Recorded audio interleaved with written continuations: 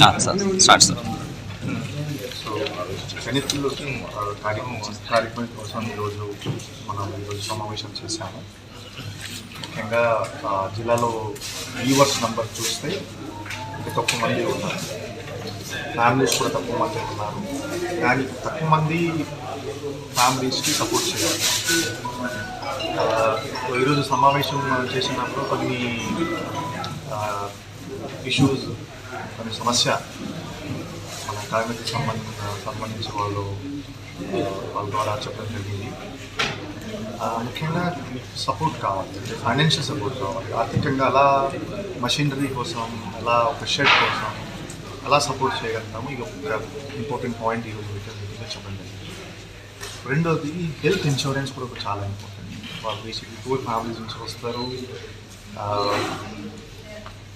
ఆరోగ్యం బాగాలేకపోతే ఏమైనా యాక్సిడెంట్ జరిగిన తర్వాత ఎలా సపోర్ట్ చేయాలి, ఎలా ఒక ఇన్స్టిట్యూషన్ మెకానిజం ఉంటుంది కాబట్టి ఇది చర్చ చేశాను. ముఖ్యంగా మార్కెటింగ్, ఎందుకంటే హ్యాండ్లూమ్స్ వేరే, టెక్స్టైల్ వేరే, మెకనైజ్డ్ వేరే, బై హ్యాండ్ ఒక ప్రోడక్ట్ వేరే రకంగా తయారవుతుంది. వాళ్ళ ప్రోడక్ట్ చూస్తే అంటే qualitative product, like cotton product, silk product, చాలా క్వాలిటేటివ్ ప్రోడక్ట్స్ తయారు చేస్తాం. సో ప్రజలకి ఒక అవగాహన రావాలి. అంటే హ్యాండ్లూమ్ అంటే ఒక లగ్జరీ ప్రోడక్ట్. హ్యాండ్లూమ్ అంటే ఇప్పుడు మార్కెట్లో హ్యాండ్లూమ్ ప్రోడక్ట్స్ దొరకట్లేదు. మనం బేసిక్లీ మెట్రో సిటీస్కి వెళ్తే, ఢిల్లీ, బెంగళూరు, చెన్నై అటు వెళ్తే అక్కడ హ్యాండ్లూమ్స్ అంటే వేరే రకరకాల ఒక ట్యాగ్ ఉంటుంది. ఇప్పుడు ఈ సిటిజన్స్ కూడా, కన్జ్యూమర్స్ కూడా హ్యాండ్లూమ్స్ ప్రమోట్ చేయాలి. మనం హ్యాండ్లూమ్స్ ప్రమోట్ చేయలేకపోతే రేపు ఈ హ్యాండ్లూమ్స్ వీవర్స్కి మనం సపోర్ట్ చేయలేము. అండ్ చాలా తక్కువ మంది ఈ ప్రొఫెషన్ తరపు వస్తారు, చాలా తక్కువ. ఇప్పుడు కూడా ఎవరున్నారు వాళ్ళు కూడా తగ్గిపోతారు. సో జిల్లా స్థాయి నుంచి నేను వాళ్ళకి ఒక వాళ్ళ ప్రోడక్ట్స్ మార్కెటింగ్ ఉంటాయి. అండ్ ఈ నెల 20 కూడా ఒక సమావేశం ఏర్పాటు చేస్తున్నాం. అందులో వాళ్ళ సమస్య మళ్ళీ వింటాం. సమస్య విని బ్యాంక్స్ నుంచి ఏమైనా సాయం కావాలి, ఆరోగ్య సంబంధించి ఏమైనా ఇష్యూస్ ఉన్నాయో సాయం కావాలి కూడా చర్చ జరుగుతుంది. అండ్ రిపీటెడ్గా ఒక ఎగ్జిబిషన్ లాగా పెట్టి ఈ ప్రోడక్ట్స్ పాపులరైజ్ కూడా చేస్తారు. ప్రోడక్ట్స్ పాపులరైజ్ ఉంటే ప్రజలకి ఇంకా అవగాహన ఉంటే ఖచ్చితంగా డిమాండ్ పెరిగితే వాళ్ళకి జీవితం కూడా పెరుగుతుంది అండ్ సపోర్ట్ చేయడం జరుగుతుంది. సో ఈ కొన్ని విషయాలు చర్చ చేయడం చేశాము.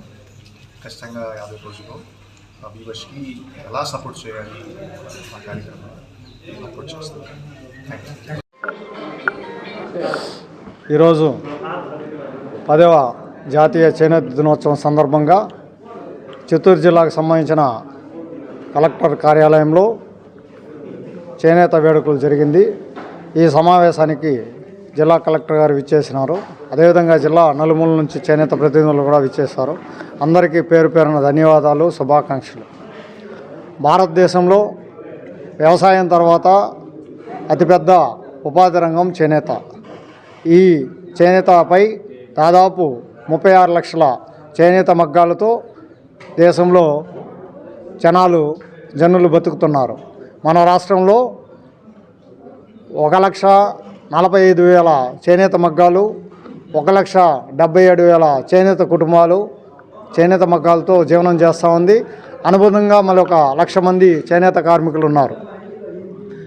మన జిల్లాలో చిత్తూరు జిల్లా లెక్కేసుకుంటే 190 చేనేత మగ్గాలు, 355 మంది చేనేత కుటుంబాలు ఉన్నారు. ఒక క్లస్టర్ ఇక్కడ నిర్వహిస్తూ ఉన్నారు. అదేవిధంగా సహకార సంఘాలు 11 సంవత్సరాలుగా ఎన్నికలు లేనందువల్ల అవి నిర్వీర్యమైపోయాయి. ముఖ్యంగా చేనేత కార్మిక సంఘ నాయకుడిగా మేము డిమాండ్ చేసేదేమంటే, చేనేత కార్మికులకి ప్రధానంగా బడ్జెట్లో కేంద్ర రాష్ట్ర ప్రభుత్వాలు ఈరోజు 2 ప్రభుత్వాలు 200 కోట్లే కేటాయించినాయి. రాష్ట్ర ప్రభుత్వం 1000 కోట్లు, కేంద్ర ప్రభుత్వం 300 కోట్లు కేటాయించాలని. అదేవిధంగా ప్రధాన సమస్య ఏమంటే, ఇంతసేపు మార్కెటింగ్ గురించి కలెక్టర్ గారు కూడా చెప్పినారు. మాకు 0 GST కావాలి, చేనేత వస్త్రాలకు 0 GST కావాలనేసి. అదేవిధంగా గతంలో మనం 2014-19 ప్రాంతంలో చేనేత కార్మికులకి అమలు చేసిన పథకాలన్నీ ఇప్పుడు ఉమ్మడి కూటమి ప్రభుత్వం అమలు చేయాలని కోరుకుంటున్నాం. అవి చేనేత కార్మికులకు LIC పథకము, ఇన్సూరెన్స్ పథకము, అదేవిధంగా ఆరోగ్య బీమా పథకము, అదేవిధంగా చేనేత సహకార సంఘాలకు 8% త్రిఫ్ట్ ఫండ్ పథకము, రిబేట్ పథకము, అదేవిధంగా హౌసింగ్ కమ్ వర్క్షీట్ పథకము. మూడోది ప్రధానంగా కూటమి ప్రభుత్వము చేనేత కార్మికులకు ఇచ్చిన వాగ్దానాలలో 250 యూనిట్ల ఉచిత విద్యుత్తు, అదేవిధంగా చేనేత కార్మికులకి వర్క్ షెడ్డు, హౌసింగ్ కమ్ పథకము, అదేవిధంగా చేనేత కార్మికులకు సార్ కలెక్టర్ గారు చెప్పినట్టు ఇన్సూరెన్స్ పథకము 5 లక్షలతో కావాలి. అదేవిధంగా చేనేత కార్మికులు ఆత్మహత్యలు, ఆకలి చావులు చేసుకున్న చేనేత కార్మికులకి 7 లక్షల రూపాయల ఎక్స్గ్రేషియా ప్రకటించాలి. ఈ నిదానంతో కాకుండా చేనేత కార్మికులకు ప్రధానమైన సమస్య అంటే మంగళగిరి కానీ, పెడన కానీ, కప్పలదొడ్డి కానీ, ధర్మవరం కానీ, ఈ విధంగా చేనేత ప్రాంతాల్లో మదనపల్లి కానీ చేనేత ప్రాంతాల్లో ఆకలి చావులు, ఆత్మహత్యలు జరుగుతూ ఉంది. అక్కడ అన్నా క్యాంటీన్లు ఓపెన్ చేయాలనేసి మేము కోరుకుంటున్నాము. అదేవిధంగా రెండోది ఏమనుకుంటున్నామంటే చేనేత కార్మికులకు ప్రధాన బెనిఫిట్ ఏమంటే 60 సంవత్సరాలు నిండిన చేనేత కార్మిక కుటుంబాలలో భర్తకి ఇచ్చినప్పుడు భార్యకి ఇచ్చినప్పుడు భర్తకు కూడా పెన్షన్ ఇవ్వడం లేదు, డబ్బులు పెన్షన్ ఇవ్వాలి. అదేవిధంగా చేనేత కార్మికులు ఎక్కువ టీబీ, ఉబ్బసము, శరీర సంబంధమైన వ్యాధులతో బాధపడతారు చేనేత కార్మికులు. వాళ్ళకి కూడా లాంగ్ డిసీజ్ ఉన్న వాళ్ళకి 15,000 రూపాయలు పెన్షన్ మంజూరు చేయాలని చేనేత కార్మిక యూనియన్ తరఫున మేము కోరుకుంటున్నాము. మీకు అందరికీ ధన్యవాదాలు.